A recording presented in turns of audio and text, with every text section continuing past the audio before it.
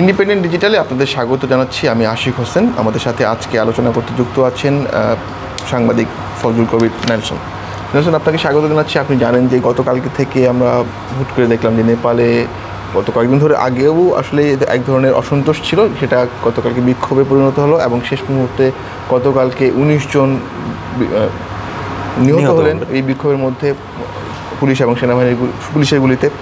আজকেও নতুন করে সেই বিক্ষোভের যে চলমানতা সেটাও আজকে আমরা লক্ষ্য করেছি এবং আজকে এর মধ্যে নেপালের প্রধানমন্ত্রী পদত্যাগ করেছেন। এবং শুধু তাই নয়, বিভিন্ন যে মন্ত্রীরা রয়েছেন নেপালে তাদের বাড়িতে হামলা হয়েছে, সাবেক প্রধানমন্ত্রীর উপরও হামলা হয়েছে।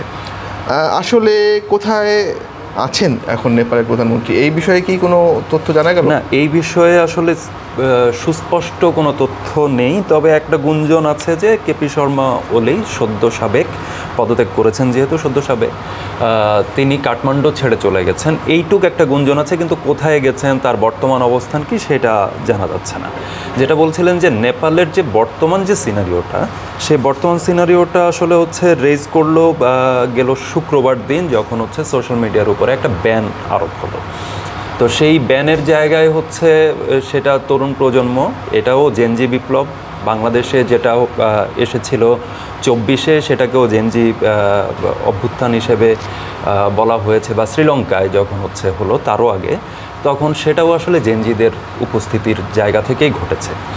তো জেনজিদের যেই সোশ্যাল মিডিয়ার যে কনজাম্পশন এবং তাদের সোশ্যাল মিডিয়ার যে অ্যাক্টিভিটিস, সোশ্যাল মিডিয়া সেন্ট্রিক একটা জেনারেশন এটা, যেটা হয়তো এর প্রিভিয়াস জেনারেশনগুলোর মধ্যে ওইভাবে উপস্থিত না। তারা আন্দোলন করলে রাস্তায় সরাসরি করেন।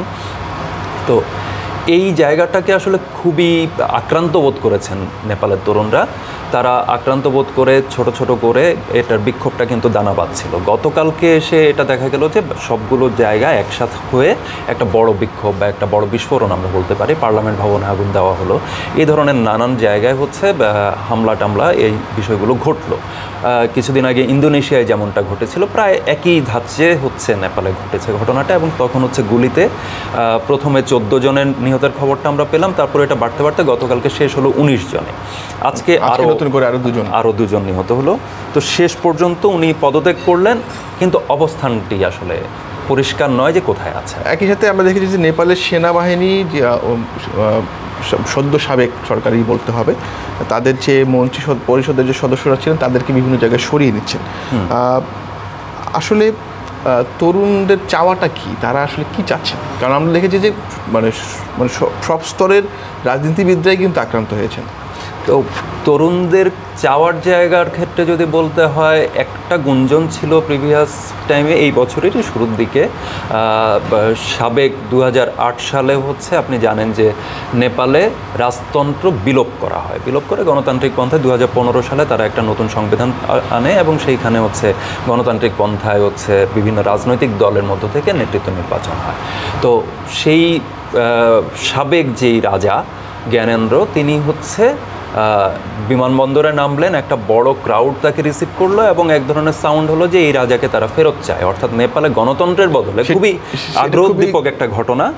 আমার মনে হয় পৃথিবীর ইতিহাসে প্রথমবার কিনা আমি জানি না, হতেও পারে যে এটা আমাদের আসলে একটু দেখতে হবে যে গণতন্ত্রে থাকা একটি দেশ সাধারণত দেখা যায় যে রাজতন্ত্র থেকে হচ্ছে গণতন্ত্রের দিকে যায়, বা একনায়কতন্ত্র থেকে হচ্ছে গণতন্ত্রের দিকে যায়। কিন্তু এখানে এক ধরনের রিভার্স ঘটনা ঘটলো যে জ্ঞানেন্দ্রকে তারা ফেরত চাচ্ছে। সেকুলারিজম, যেই গণতন্ত্র আসার পরে যে সেকুলারিজম, নতুন সংবিধানে যে জিনিসগুলোকে হচ্ছে অ্যাড্রেস করা হলো, সেইটা ফেরত উল্টে দিয়ে তারা আবারও হচ্ছে যেই একমাত্র হিন্দু রাষ্ট্র হিসেবে পৃথিবীতে পরিচিত ছিল নেপাল, সেই রাষ্ট্রীয় কাঠামোতে তারা ফেরত যাওয়ার একটা কথা বলল। তো এইটা খুবই একটা বড় ঘটনা। কিন্তু এইবারের যে আন্দোলনটা, যেটার মধ্য দিয়ে প্রধানমন্ত্রী পদত্যাগ করলেন ওলি, কেপি শর্মা ওলি, তো এইটাতে আসলে যে এই তরুণরা আসলে রাজতন্ত্রই চাচ্ছে কিনা সেটাও পরিষ্কার না। মজার বিষয় হলো যে এই যে তরুণরা আন্দোলন করলেন, এটার কিন্তু কোনো সুস্পষ্ট নেতৃত্ব নেই। কে আসলে এই আন্দোলনকে লিড দিচ্ছে সেটা আসলে পরিষ্কার না, এখনও বোঝা যাচ্ছে না। দ্বিতীয় যে একটা অংশ থেকে একজনের কথা আসছে, সেটা হচ্ছে কাঠমান্ডুর মেয়র বালেন্দ্র শাহ। তিনি র্যাপার ছিলেন, তো এই ব্যক্তিকে হচ্ছে চাচ্ছে বলে কিছু কিছু অংশ থেকে আসছে, কিন্তু তার কোনো বক্তব্য, বালেন্দ্র শাহ নিজের কোনো বক্তব্য বা ভাষ্য আমরা এখন পর্যন্ত পাইনি। তো এখন পর্যন্ত অল্টারনেট হিসেবে তারা কি দেখছেন, বিষয় হচ্ছে যে তারা বিদ্যমান শাসন ব্যবস্থার উপরে, নেপালে যেই শাসন ব্যবস্থা কাঠামোটা ছিল সেটার উপরে বীতশ্রদ্ধ ছিল, এটা সুস্পষ্টভাবে বলা যায়।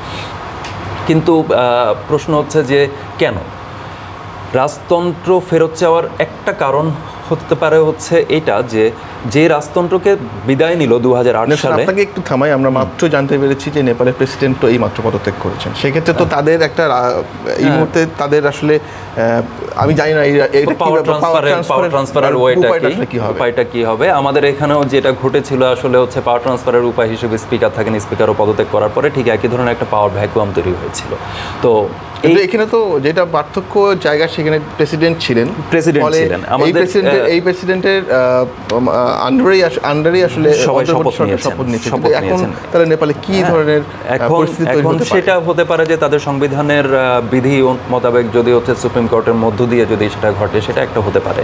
বা যদি ওভারঅল যদি অভ্যুত্থান হিসেবেই, বা আমি যদি আরেকটা শব্দ যদি প্রয়োগ করি, তরুণরা যদি এটাকে বিপ্লব আখ্যা দিতে পারেন, বা সেই ধরনের কোনো ম্যানিফেস্টো যদি তারা সামনে রাখতে পারেন, বা ম্যানিফেস্টো যদি থেকে থাকে, তাহলে এটা একটা সম্ভব যে সেটার মধ্যে দিয়ে একটা বিপ্লবী সরকার গঠন করা। কিন্তু সেইটা যতক্ষণ পর্যন্ত না ঘটছে বা কেউ যখন দায়িত্ব না নিচ্ছে, হ্যাঁ, তারা কিন্তু ওভারঅল পলিটিক্যাল যেই টোটাল জায়গা, আপনি জানেন যে নেপালে বরাবরই হচ্ছে কোয়ালিশন গভর্নমেন্ট।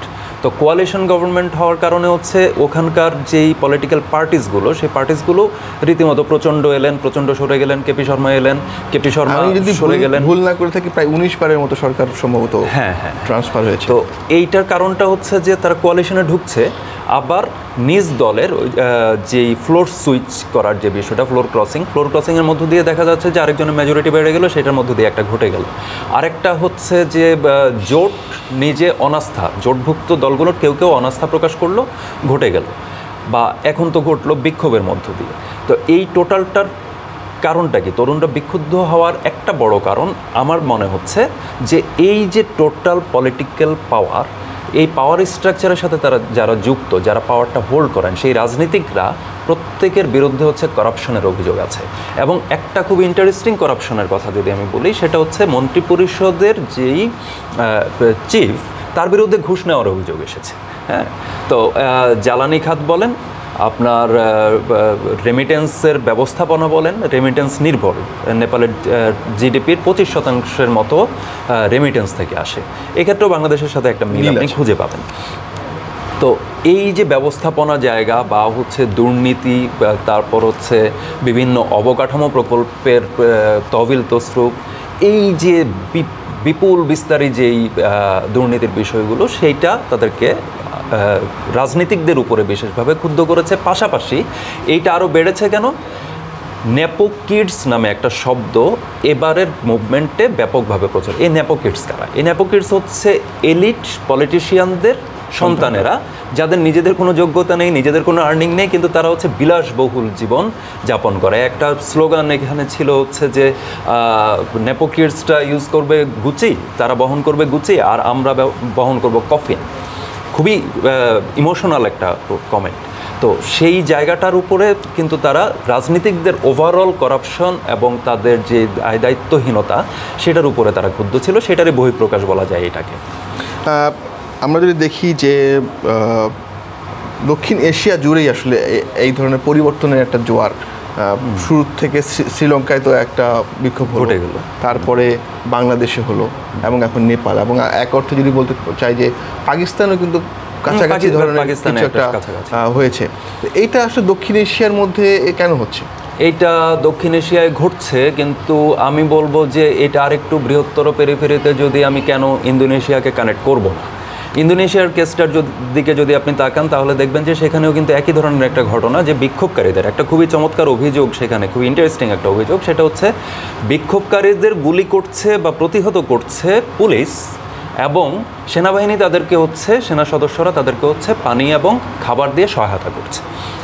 এবং সেইখানেও এলিটিস্ট পলিটিশিয়ানদের খেলা চলছে, সেইখানে বলা হচ্ছে যে এলটিটির পলিটিশিয়ানরাও এই বিক্ষোভকে কাজে লাগাতে একজন আরেকজনের বাড়ি লুট করাচ্ছে। এটা খুবই ইন্টারেস্টিং একটা জায়গা। তো ইন্দোনেশিয়া বলেন, শ্রীলঙ্কা বলেন, পাকিস্তানের কথা আপনি বললেন, পাকিস্তানে ইমরান খানকে অপসারণ করা হলো, তিনি কারাবন্দী হলেন এবং এখনও সেই পাকিস্তান কিন্তু স্টেবল না। বাংলাদেশের প্রসঙ্গ আসতে পারে, বাংলাদেশেরও একই ঘটনা, নেপাল, শ্রীলঙ্কা।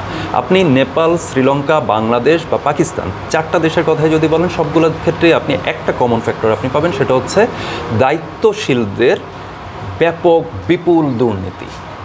এবং দ্বিতীয় হচ্ছে যে স্বজনপ্রীতি বলেন, অব্যবস্থাপনা বলেন, বিচারহীনতা। নেপালের তরুণদের একটা বড় অভিযোগ ছিল যে বিচার, হ্যাঁ, যেমন মাওয়িস্ট রেভলিউশনারি একটা কর্মকাণ্ড দীর্ঘ 2 দশকের মতো নেপালে বিদ্যমান ছিল, 1 দশকের বেশি সময় বিদ্যমান ছিল এবং সেই সময়টাতে প্রচণ্ড সেটার মধ্য দিয়ে উঠে এলেন। তারপর তিনি গণতান্ত্রিক পন্থায় এসে শেষ পর্যন্ত প্রধানমন্ত্রীও হলেন। কিন্তু সেই সময়ের যেই মানবিকতা বিরোধী অপরাধ বা হচ্ছে বিভিন্ন অভিযোগে, বিভিন্ন ক্রাইমের অভিযোগে যেই মামলাগুলো আছে, সেটার নিষ্পত্তি হয়নি। এটা নিয়ে একটা ক্ষোভ আছে। এবং এখনকার যেই তরুণরা, তারা কিন্তু এই জুডিশিয়ারি নিয়ে প্রশ্ন তুলেছে তারা। এই যে ঘটনাটা, এই জায়গাটাতে আপনার তাকাতে গেলে একটা বড় অংশ হচ্ছে নিজ রাষ্ট্রের অভ্যন্তরীণ রাজনীতির যেই সংকট, সেটা আছে। দ্বিতীয় হচ্ছে দুর্নীতির ঘটনাগুলো আছে, ব্যাপক দুর্নীতি যখনই প্রকাশ্যে আসছে, তখন দেখা যাচ্ছে তরুণরা, যেখানে হচ্ছে বেকারত্ব একটা মেজর প্রবলেম যে দেশগুলোতে, আপনি পাকিস্তানেও বেকারত্বের কথা পাবেন একই রকম। এই আর্থসামাজিক অবস্থানগুলো তো আসলে কাছাকাছি, যার কারণে হচ্ছে সোশ্যাল স্ট্রাকচারও একদমই কাছে। তো বেকারত্বে ভুগছে যে তরুণরা, তারা দেখছে যে দুর্নীতির পয়সায় একটা অংশ বিরাট বিলাসী জীবন কাটাচ্ছে, সে ক্ষোভে ফেটে পড়ছে, সে ওইটাকে উৎখাত করার জন্য নেমে পড়ছে। এই জায়গাটাকে আমরা এইভাবে একটা জায়গা থেকে দেখতে পারি। আরেকটা দেখতে পারে যে আন্তর্জাতিক নানান, আমি এই প্রশ্নটা আপনাকে করতে চাচ্ছিলাম যে অনেক সময় অনেকেই এই ঘটনাগুলোর সাথে আন্তর্জাতিক রাজনীতির একটা সংযোগ খোঁজার চেষ্টা করেন। অনেকে বলেন যে বহিঃশক্তি এই ধরনের পরিস্থিতিতে সুযোগ নেওয়ার চেষ্টা করেন, আসলে কি তাই কিনা? এইটা আসলে হচ্ছে একটু এটা তাই কিনা সরাসরি হ্যাঁ বা না উত্তর দেওয়া একটু কঠিন। কারণ আপনার যদি হচ্ছে চাল এবং ডাল যদি না থাকে, খিচুড়ি তো হবে না। শত চেষ্টা করেও কাকর দিয়ে খিচুড়ি রান্না করা যায় না। তো চাল ডাল নিশ্চয়ই আছে, যেটা আমি বললাম যে অভ্যন্তরীণ বিভিন্ন সংকট উপস্থিত থাকার কারণে আপনার ইন্টারেস্ট গ্রুপগুলো সেটাকে ব্যবহার করে তার মতো করে একটা জায়গায় পৌঁছাতে যাচ্ছে। এখন ইন্টারেস্ট গ্রুপ কারা? নেপালের ক্ষেত্রে যদি ধরেন, এটা একটা ল্যান্ডলক কান্ট্রি, চারপাশে পাহাড় এবং হচ্ছে ভূমিবেষ্টিত স্থলবেষ্টিত একটা কান্ট্রি। তাকে যে কোনো আন্তর্জাতিক ডিলে যেতে হলে বা আন্তর্জাতিক কোনো ধরনের ট্রেডে যেতে হলে তার আসলে চীন এবং ভারতকে অ্যাভয়েড করা ছাড়া অ্যাভয়েড করার কোনো সুযোগই নেই। তো সেই জায়গায় নেপালে ভারতের প্রভাব বলয় এটা দীর্ঘদিন ধরে ছিল। জ্ঞানেন্দ্রর অংশটাও হচ্ছে সেই প্রভাব বলয়ে থাকা। তারপরে হচ্ছে যে পলিটিক্যাল পার্টিগুলো তারপর জন্ম নিল এবং মাওয়িস্ট মুভমেন্ট যেটা নেপালে হলো, তারপরও চীনের প্রভাব বেড়ে গেল। এই জায়গাটা এখন আন্তর্জাতিক প্রভাব বলয়ের ক্ষেত্রে যদি আপনি তাকান, আপনার তাকাতে হবে সবার আগে হচ্ছে চীন এবং যুক্তরাষ্ট্রের দিকে। চীন যুক্তরাষ্ট্রের খেলাটা কোথায়? চীন যুক্তরাষ্ট্র, আপনি জানেন যে একটা স্নায়ুযুদ্ধের কাল আমরা অতিবাহিত করছি। স্নায়ুযুদ্ধের কালের মধ্যে চীন যুক্তরাষ্ট্র পরস্পরের সাথে দ্বন্দ্বে লিপ্ত এবং এইটারই ফল হিসেবে ভারতের উপরে শুল্কারোপ ঘটলো। শুল্কারোপের পর হচ্ছে ভারত, বলা হলো আন্তর্জাতিক বিশ্লেষকরা নানা জায়গা থেকে বললেন যে ডোনাল্ড ট্রাম্প ভারতের উপর শুল্ক আরোপ এবং তার উপরে চাপ প্রয়োগের মধ্য দিয়ে আসলে ভারত চীনের মধ্যে বন্ধুত্ব তৈরি করে দিচ্ছেন। অর্থাৎ তার যে অস্ত্রটি তিনি ছুড়ে দিলেন, সেই অস্ত্রের ফল উল্টো আসছে। আপনি জানেন যে গেল 31 আগস্টে সাংহাই কোঅপারেশন যেই মিটিংটি হলো, সেখানে খুবই সিগনিফিক্যান্ট একটা বৈঠক। সেটা হচ্ছে শি জিনপিং, নরেন্দ্র মোদী এবং ভ্লাদিমির পুতিন 3 জন বৈঠক করলেন। এবং এই বৈঠকটা খুবই গুরুত্বপূর্ণ এই কারণে যে আমার একদিকে ব্রিক্স, আরেকদিকে কোয়াডে কারা আছে? অস্ট্রেলিয়া আছে, জাপান আছে, যুক্তরাষ্ট্র আছে, এরা ভারত আছে। এই 4 দেশ হচ্ছে কোয়াডে আছে। আর ব্রিক্সের মধ্যে হচ্ছে ব্রাজিল, রাশিয়া, ভারত আর হচ্ছে চায়না এবং সাউথ আফ্রিকা। এই যে দুটো ব্লক, এই দুটো ব্লকের দ্বন্দ্বই আসলে হচ্ছে বিশ্বের নানা জায়গায় নানাভাবে হচ্ছে প্রতিফলিত হচ্ছে। এখন ভারত মূলত একটা দেশ যে হচ্ছে কোয়াডেও আছে, ব্রিক্সেও আছে। অর্থাৎ ভারত কোন দিকে যাবে, কোন দিকে হেলবে, সেটার উপরে আসলে অনেক জায়গার অনেক ইকুয়েশন জড়িত হয়ে আছে। এখন যখনই ওই বৈঠকটা হলো, আপনি দেখবেন যে ট্রুথ সোশ্যালে ডোনাল্ড ট্রাম্প একটা পোস্ট করলেন, সেটা হচ্ছে খুবই নৈরাশ্য প্রকাশ করে তিনি একটা পোস্ট করলেন যে ঠিক আছে, ভারত এবং রাশিয়া তোমরা হচ্ছে চীনের কাছে গেছো, তোমরা যদি এরপরে সাফারও করো আমি তোমার দিকে তাকাবো না, আমি কিছু বলবো না। তখন মানে খুবই একটা হতাশাজনক একটা জায়গা। কিন্তু আসলে কি যুক্তরাষ্ট্র হতাশ হয়ে আসন ছেড়ে দেবে? তা তো হওয়ার কথা না। আপনার এইদিকে যখন নেপাল সাংহাই কোঅপারেশন কাউন্সিলের আগে তার এই কেপি শর্মা ওলি একটা ভারত সফর ছিল, গেল 16 আগস্টে ভারত যাওয়ার আগে তিনি কিন্তু চায়না গেলেন। চায়না গিয়ে সেখান থেকে আলোচনা করে তিনি আসলেন। এরপরে এখন একটা টোটাল ভূরাজনীতিতে একটা কথা বেশ চাউর হয়েছে যে চায়না ইফেক্ট, হ্যাঁ, যে চীন ঘুরে আসার পরেই সরকার পতন হচ্ছে। হ্যাঁ, একটা সময় বলা হতো জ্ঞান অর্জনের জন্য চীনে যাও, এখন হয়তো বলা যেতে পারে যে গদি ছাড়তে হলে চীনে যাও। তো সেই জায়গার দিকে যাচ্ছে কিনা, যে আমরা দেখলাম যে কেপি শর্মা ওলিও গদি ছাড়তে বাধ্য হলেন আলটিমেটলি। তো তিনি চীন গেলেন, চীনে কথা বলে এলেন। তিনি কিন্তু নেপালে ব্রিক্সের বিআরআই প্রকল্পের, চীনের বিআরআই যেটা হচ্ছে তার one of the biggest project, সেই বিআরআই প্রকল্পের ইনভেস্টমেন্ট কিন্তু নেপালে আছে।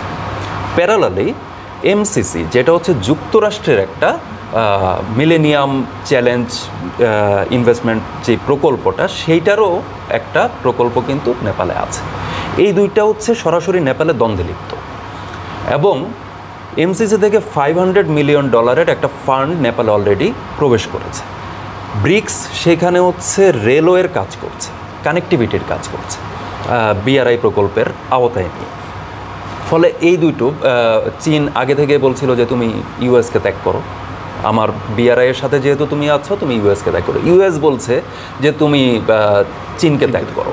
এই যে দ্বন্দ্ব, এই দ্বন্দ্বের ফলাফল কিনা সেটা আমাদের দেখতে হবে, যে দুপক্ষেরই আমরা ইন্টারেস্ট পয়েন্ট আমরা এখানে দেখতে পাচ্ছি। এখন কে ঘটনা ঘটালো, হ্যাঁ ওলি যেহেতু চীন ঘুরে এসেছেন, তার সাথে চীনের সম্পর্ক ভালো, এটা আমরা দেখতেই পাচ্ছি। তো চীনের দিকে গেলে তার বিপরীত পক্ষ নেড়ে দিল কিনা সেটা একটা বিষয়। আচ্ছা, এখন যে প্রশ্নটা আসে যে এই ঘটনাটা কি শুধুই বহিঃশক্তির মাধ্যমে ক্ষমতা বদল, নাকি এর পেছনে আরও অন্য কোনো কারণ থাকতে পারে? না, একটা বিষয় হচ্ছে যখন ওই যে বলছিলেন যে আমার খিচুড়ি রাঁধতে হলে আমার সেখানে চাল এবং ডাল লাগবেই। তো সেই চাল ডাল হচ্ছে, যদি আমি বলি যে দুর্নীতি এবং ক্ষমতার অপব্যবহার বা এই বাক স্বাধীনতা হরণ, এইগুলোকে যদি আমি চাল ডাল হিসেবে সাব্যস্ত করি, সেটা নেপালে ছিল। এখন সেই দুর্বলতা থাকার কারণে হচ্ছে বহিঃশক্তি সেটা সুযোগটা নিতে পেরেছে। এই বিষয়টা যখন আমার থাকবে না, যখন আমি জনসম্পৃক্ত থাকব, জনপরিসরের সাথে যতক্ষণ একটা রাষ্ট্রের যারা পরিচালনার সাথে যুক্ত তারা যতক্ষণ পর্যন্ত জনসম্পৃক্ত থাকবে, ততক্ষণ পর্যন্ত তো বহিঃশক্তি সেই স্পেসটাই পাওয়ার কথা নেই। বহিঃশক্তি হয়তো চেষ্টা করবে, কিন্তু সেই স্পেসটা পাবে না। কিন্তু যখনই জনসম্পৃক্ততা তার থাকবে না, তখনই কিন্তু সেই স্পেসটা পেয়ে যায়। তখনই কিন্তু সে, আপনি খেয়াল করেন যে সোশ্যাল মিডিয়া শুক্রবার ব্যান করার পরে, যে সোশ্যাল মিডিয়া ব্যান করার পরে এই বিক্ষোভ, সে সোশ্যাল মিডিয়ার কেসটা আপনি দেখেন, সোশ্যাল মিডিয়ার টিকটক বাদে, point to be noted, TikTok বাদে বাকি 9টা সোশ্যাল মিডিয়া ব্যান করা হয়েছিল। সেই 9টার মধ্যে মেজরিটি কি ইউএস বেসড। হ্যাঁ, তো ঘটনা কি বলা হলো যে রাষ্ট্রীয় যে নেপালের যে আইনি কাঠামো, সেই আইনি কাঠামোর মধ্যে যেই বিষয়গুলো নীতিমালা, বৈধ নীতিমালা দিয়ে এরা মানেনি, এই কারণে এদেরকে করা। এখন এই জায়গায় প্রশ্ন আসতে পারে যে এই যে ফেসবুক, ইনস্টা বা হোয়াটসঅ্যাপ অ্যাটসেট্রা যেগুলো ব্যান হলো, বা টিকটক, হালের যে এক্স যেটা, এইটার মধ্য দিয়ে তরুণরা আসলে এক্সপ্রেস করছিল, হয়তো তারা মিম বানাচ্ছিল, তারা সরকারের সমালোচনা করছিল, তারা হচ্ছে উচ্চশিক্ষিত যেই নেপালের তরুণ জনগোষ্ঠী, তারা দেশে কোনো কাজ পাচ্ছে না, তাদেরকে বাধ্য হয়ে মিডল ইস্টে তুলনায় নিম্নস্তরীয় কাজে যুক্ত হতে হচ্ছে, অদক্ষ কাজে গিয়ে যুক্ত হচ্ছে, দক্ষতা থাকা সত্ত্বেও। এই ধরনের যে হতাশা, সেই হতাশা সে এক্সপ্রেস করছিল এই সোশ্যাল প্ল্যাটফর্মগুলোতে। সেই সোশ্যাল প্ল্যাটফর্ম সবগুলো বন্ধ করে দিয়ে শুধু টিকটক রাখা হলো। এবং সেইখানে তো আরেকটা বিষয় যে আমার তাহলে কর্পোরেট পুঁজির হিসাব চলে আসে। তো মার্কিন কর্পোরেট পুঁজি কেন হচ্ছে চাইনিজ কর্পোরেট পুঁজির বিদ্যমানতাকে সহ্য করবে, সেটাও একটা প্রশ্ন। হ্যাঁ, রাষ্ট্র হিসেবে যদি যুক্ত না হয়, কর্পোরেটও তো একটা জায়গায় সংযুক্ত হতে পারে। অনেক ধন্যবাদ নেলসন, আবারও নিশ্চয়ই আপনার সাথে কথা হবে এই বিষয় নিয়ে। এখনও যেহেতু ঘটনা চলমান, নিশ্চয়ই আরও অনেক নতুন নতুন তথ্য আমরা পাবো, সেই তথ্যগুলো নিয়ে আবারও আমরা হাজির হব। ধন্যবাদ। আজ এ পর্যন্তই, দেখা হবে পরবর্তী আয়োজনে। ইন্ডিপেন্ডেন্ট ডিজিটালের সঙ্গে থাকুন।